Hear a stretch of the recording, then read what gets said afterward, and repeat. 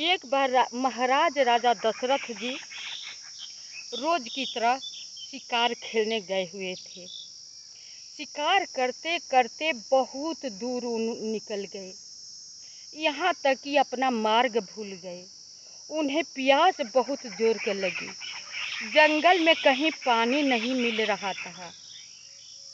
पानी ढूंढते ढूंढते विंध्याचल पर्वत पर चले गए। उन्हें पानी कहीं दिखाई नहीं दिया। राजा साहब अचेत होकर एक पेड़ का टेक लगाकर लेट गए। घूमती हुई तड़का नाम की राक्षसी आती है। राजा तो देख करके डर जाते हैं। और राक्षसी आकर के राजा साहब से पूछती है, हे राजा, आप कहाँ के रहने वाले हैं?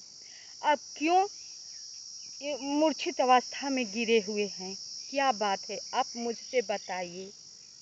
राजा साहब डर तो रहे थे, लेकिन बताते हैं कि मैं अयोध्या का महाराज राजा दशरथ नरेश हूँ। मेरा नाम राजा दशरथ है, महाराज हूँ। मैं शिकार के लिए वन को निकला। जंगल को मार्ग शिकार करते करते बहुत दूर निकल गया हूँ। मार्ग भूल गया हूँ और मुझे प्यास बहुत जोर के लगी है। पानी कहीं पर नहीं मिल रहा है। प्यास के मारे मेरा प्राण जो है निकल रहा है। कहाँ पर पानी मिलेगा, कहीं पता नहीं चल रहा है पानी को। तड़का बोलती है, अच्छा राजा साहब, मैं आपको पानी पिलाती हूँ। वो तड़का नाम की राक्षसी जाती है, राजा साहब को पानी लाकर पिलाती है। राजा साहब पानी पी कर के बहुत तृप्त हो जाते हैं, खुश हो जाते हैं।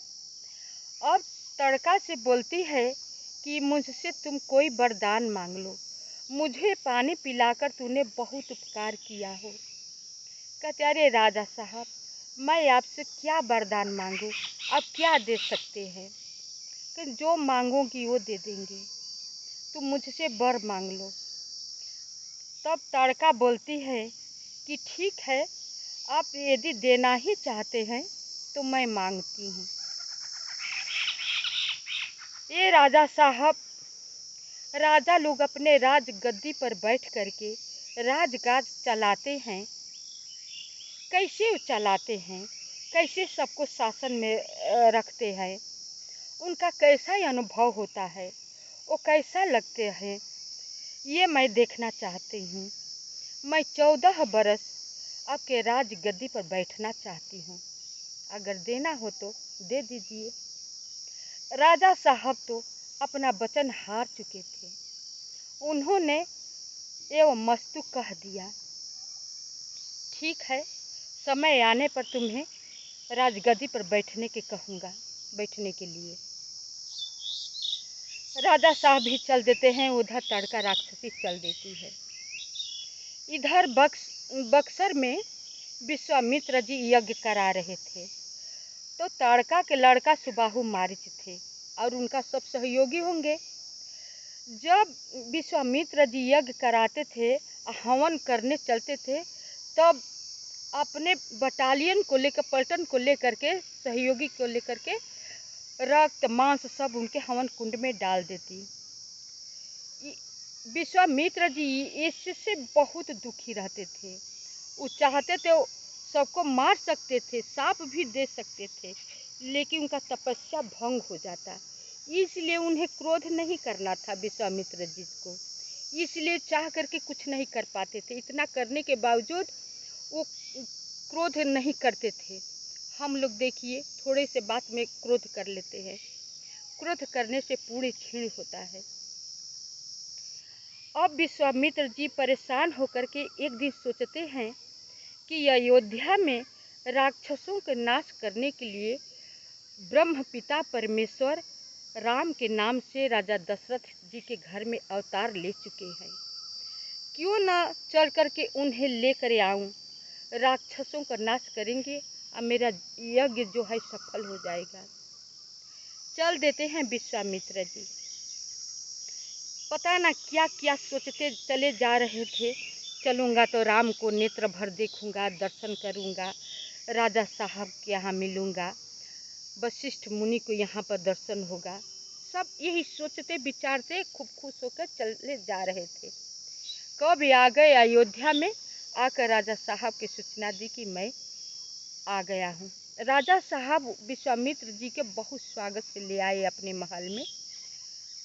चरण धो करके सब आदर मान सम्मान बहुत प्रकार के उन्होंने व्यंजन भोजन कराया।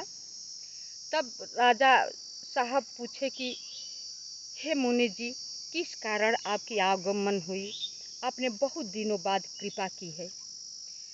तब मुनि जी कहे कि हे राजन, आप तो जानते हैं कि हम यज्ञ कर रहे हैं बक्सर में, राक्षस मुझे बहुत सता रहे हैं, यज्ञ विध्वंस कर दे रहे हैं, सफल नहीं होने दे रहे हैं।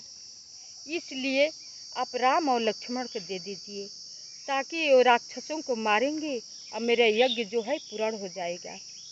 ये बात सुनकर राजा साहब सन्न रह गए, लेकिन वशिष्ठ मुनि को समझाने के बाद राजा साहब राम लक्ष्मण को दे देते हैं। जब राम लक्ष्मण को लेकर चलते हैं विश्वामित्र जी, तो सोचते चले जा रहे थे कि वो प्राणों से अधिक प्यारे राजा साहब अपने पुत्र को मुझे दे दिए, हमने तो निधि पा लिए, मेरे जैसे मेरा कोई जन्मों की तपस्या का पुण्य जो है आज प्राप्त हो गया कि आज राम को लेकर साथ जा रहा हूँ, मेरा यज्ञ को रक्षा करेंगे, मैं अपना यज्ञ पूरा कर लूँगा। सोचते हुए जा रहे थे, तब तक से राक्षसी तड़का दिख जाती है। विश्वामित्र जी राक्षसी को देख करके डर जाते हैं कि कहीं राम को खा न ले। बताते हैं डरते हुए कि देखिए देखिए राम, यही तड़का राक्षसी है, यही अपना सहचर लेकर के सब राक्षसों को समूह लेकर के मेरा यज्ञ नहीं पूरा होने देती है। राम एक ही बाण में उन राक्षसी तड़का का प्राण हर लिए। तड़का कुछ अधमरा सा पड़ी हुई थी, राम उसके पास गए, कहे कि तुम कौन हो। कहे कि मैं राजा दशरथ का पुत्र राम हूँ। कही ओह, तुम राम हो, तुम्हारा पिता प्यास के मूर्छावस्था में थे, प्यास के मारे हम उन्हें राक्षसी होकर के पानी पिलाया, उन्होंने जबरदस्ती मुझे वरदान दे रहे थे, हम नहीं ले रहे थे, लेकिन देने लगे तो हमने मांगा कि हम 14 बरस आपके राज गद्दी पर बैठकर राज करूं। उन्होंने एवं मस्तु कह दिया, उन्होंने राज गद्दी पर बैठने के लिए 14 बरस कहा, और तूने मेरा तो प्राण ही हर लिए, अब मैं राज कैसे करूंगी। राम बोले कि कहो तो मैं जिंदा कर दूं। तड़का राक्षसी बोली कि आपके दर्शन के लिए एक एक से ऋषि मुनि तपस्या करते हैं, आप मेरे सामने खड़े हैं, आपके बाणों से मैं मर रही हूँ, आप सामने खड़े हैं, अब किस लिए मैं जिंदा रहूँगी। ठीक है जाइए। तो अब राम उसी समय वचन देते हैं, हे माता, आप राजगद्दी पर बैठेंगी 14 बरस। उसी की तड़का की खोपड़ी की खड़ाऊ बनता है ये राम को बन जाने के लिए, और वही खड़ाऊ राजगद्दी पर बैठाया गया। तो कथा अच्छा लगे तो लाइक करें, सब्सक्राइब करें, कमेंट कीजिएगा। नमस्कार।